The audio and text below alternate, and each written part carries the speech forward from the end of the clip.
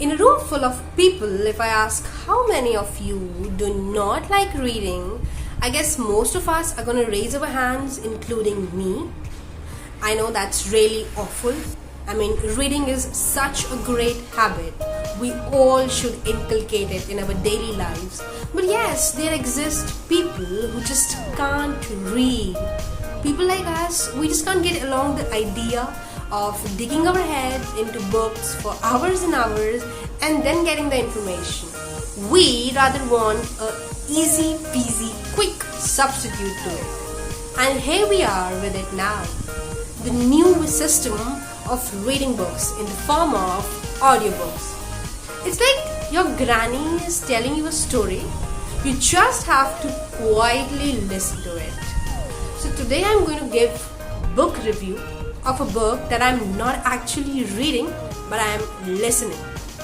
And I guess what's most important is getting the knowledge, the information here, and the means through which we get it is not that much important. And I hope in future we start loving to read one day or the other.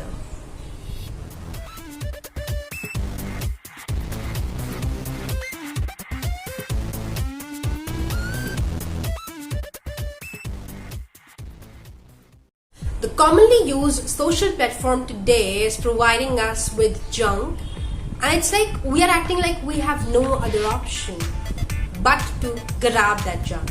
But the reality is we have so many other options, and now I knew why people who read so much are so knowledgeable. I'm going to review about a book written by Amish Tripathi. It's an amazing mythological imagination, a fabulous art, a fabulous work, and by now you might have guessed the name of the book. It is Immortals of Meluha. Of course, reading not my cup of tea, as I already told, so I am listening to its audiobook. It's in Hindi, available on YouTube. So whenever you feel like you want to get out of this vicious circle where we are already caught, we don't have peace, we don't have calm. The crux of the story is of course Lord Shiva, the Almighty. Here he is considered as a normal human being like you and me, made up of flesh and blood. Eventually we get to know how Shiva turns into Lord Shiva with his actions, with his choices that he makes. Now Shiva lived with his tribe in high mountains. Life there wasn't easy for them. They had these enemies, bad weather conditions. So one day they get invitation from somebody to come to Meluha. Shiva considers this to be a great opportunity and takes his Kabila with him towards Meluha. Now the moment Shiva and his tribal people reach Meluha, they are mesmerized with the amazing beauty of this place.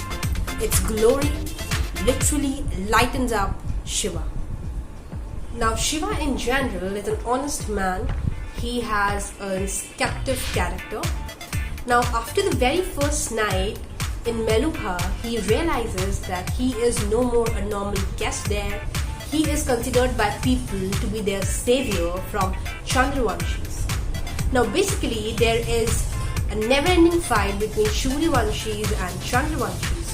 Meluha, or the northern kingdom, is under Suryavanshis. After the very first night, Shiva realizes that his throat has become blue in color. People call him now Neelkant, and they are trying to share their problems with him. Now Shiva, finding logic in everything, find it really vague.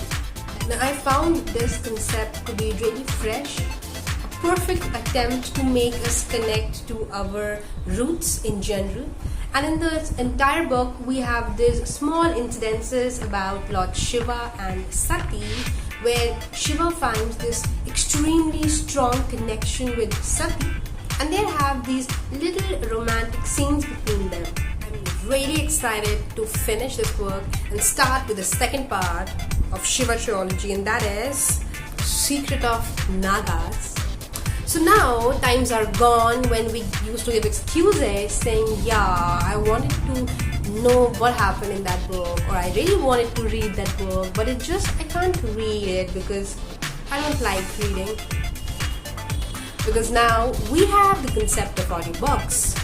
Let's take its absolute advantage. Give it a big thumbs up if you like the video, and please start reading or listening to great books.